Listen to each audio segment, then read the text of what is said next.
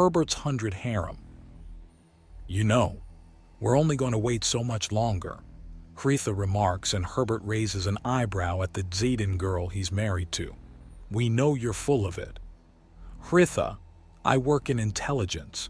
You need to narrow things down, Herbert remarks as he reads through the tips and advice hidden in the 4th book he'd gotten. You don't have a problem with our ages, do you? Hretha says with her hands on her hips, and he raises an eyebrow. He clearly and easily spots the wire on her. Yes and no. There are issues, but I don't want to pressure anyone, Herbert says, turning the page. He was struggling at times to figure out exactly what level of truth was needed to make a lie or manipulation well and truly confusing and simultaneously easy to swallow. The balance is truly delicate, much like this situation. Pressure? Hretha asks, and Herbert considers before shrugging. This isn't a situation that requires deceit or manipulation. Think about it. We live on the good grace of Ambassador Hlayla. For a family to be successful, it needs resources. Most, if not all, of my wives are finished with their basic education and moving into specific trades or more advanced fields. This is a period of learning and growth. I don't want it cast to the side due to a lack of restraint on my side. A lack of restraint? So you are tempted? Hretha asks, and Herbert sighs as he slips a bookmark in and tucks it to the side. He turns fully to face her and look her dead on. If she had eyes, then he'd be staring into them. Hretha, it is a struggle to keep my hands off you girls, one that I almost routinely fail. You're all gorgeous. It's not a question of want or temptation because it's a big yes to both. It's a question of rationality, or rather, rationing. Rationing? We don't technically have the money to keep ourselves well kept. Out of all 101 of us in this marriage, I'm the only one with a full-time job.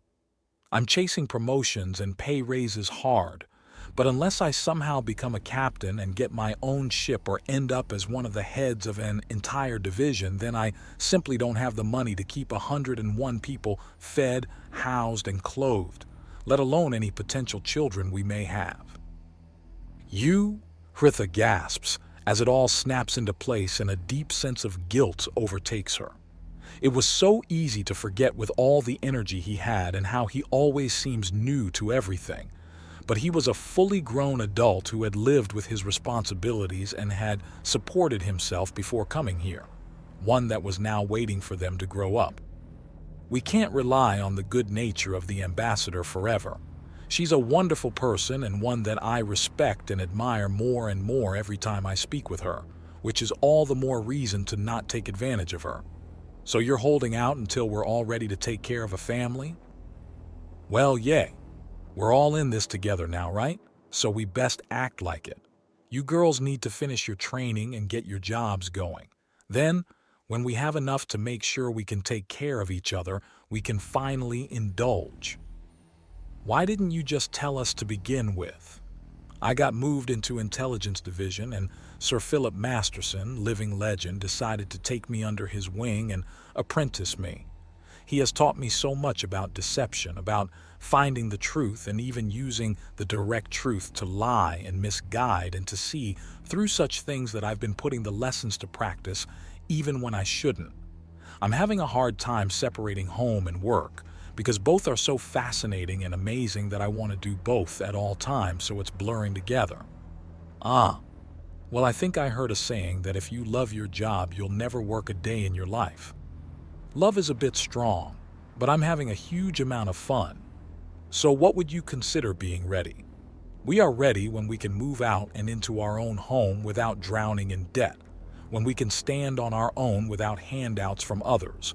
A little broad, I know, but a fair standard, I think, Herbert says, and Hretha nods. What about the younger girls, the ones that are just starting their apprenticeships or secondary education? We don't need everyone to be finished with things, just enough. I can support 10 or 12 on my own paycheck.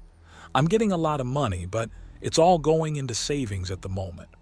We need more, but pressuring you all to make more here and now will cause terrible decisions. So no sex, because if we start, it will be hard to stop and we're not ready for the consequences.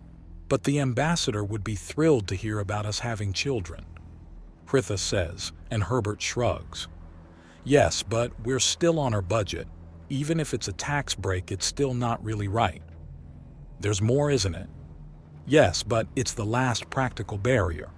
If we can stand on our own and support the children with our own efforts, then there's no more silly fighting or reluctance. Herbert explains. And yes, I'm being very honest with this, girls. I'm quite aware of the wire that Hritha's wearing. The only question is if Ambassador Layla is also privy to this conversation. Oh, you could tell? Yes. Now is there something else, or is there going to be... Herbert trails off as Hritha starts going through her pockets and brings out a sheet. This! What do you think of this? She asks, holding it out to him. He takes it from her and scans it. A schedule for who's sleeping with him. It shifts nightly. Am I really considered this cuddly? He asks curiously. We want to feel close. Ambassador Layla thinks we're being overcrowding, but, well... The axiom in Hritha's head crest starts shifting to show embarrassment and uncertainty. What's wrong? He asks. Well, She begins, and he thinks he understands. The speculations that panned out from the reports. The few interviews he'd given to male aliens had panned out. These weren't families. These were clans based around the creation and protection of children. For that, you needed a great deal of women working to support it and a man to help initiate the children. He was the clan center, meaning he had the power to guide it and the responsibility to guide it well. All right, what do you want? What?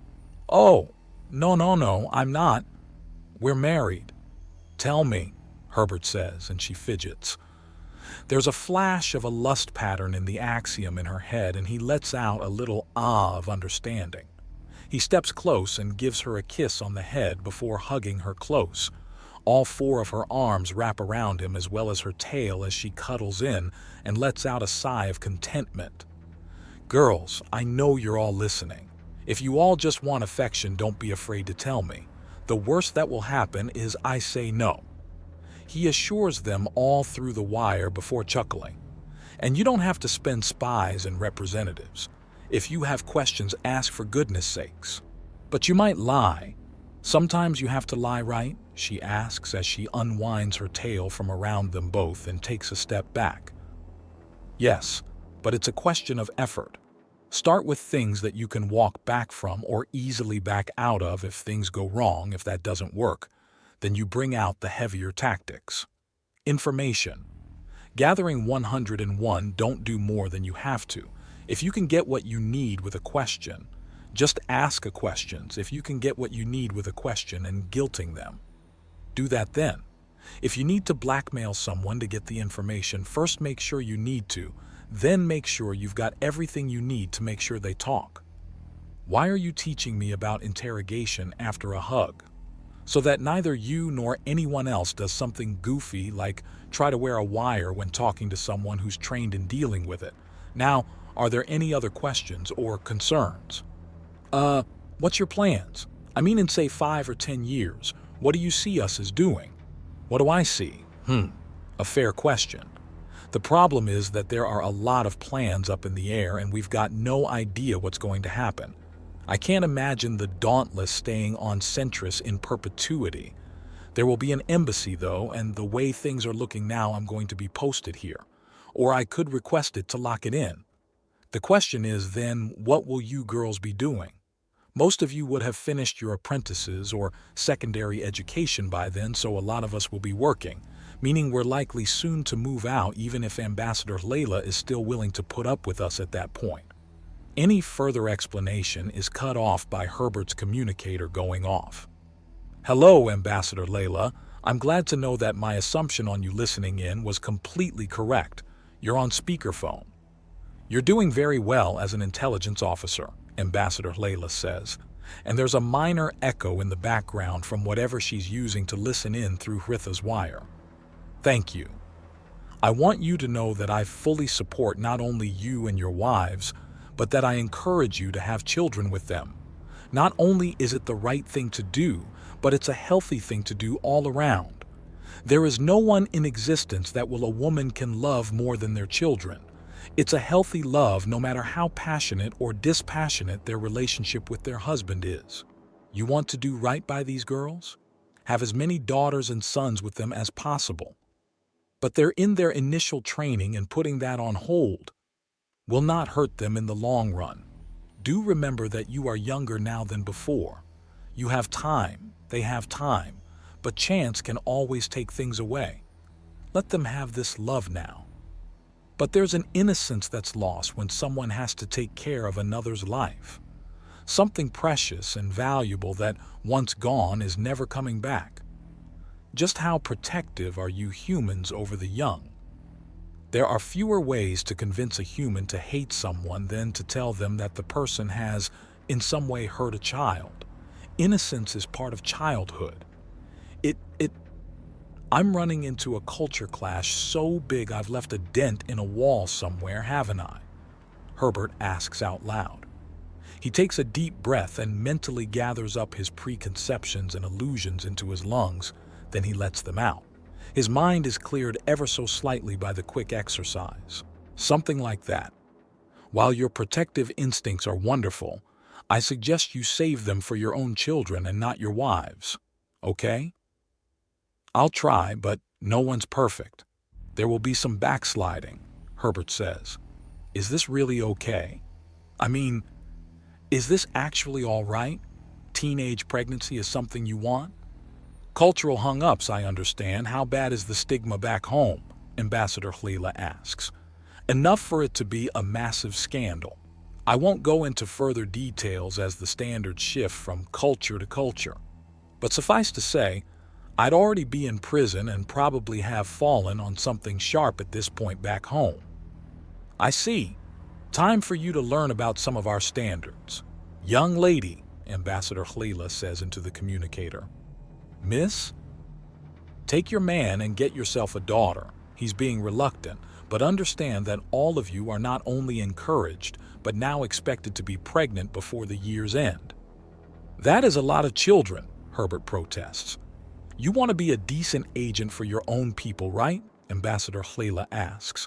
I've taken numerous oaths I value higher than my life, Herbert says with a raised eyebrow. Is she? Then it's in your best interest as well.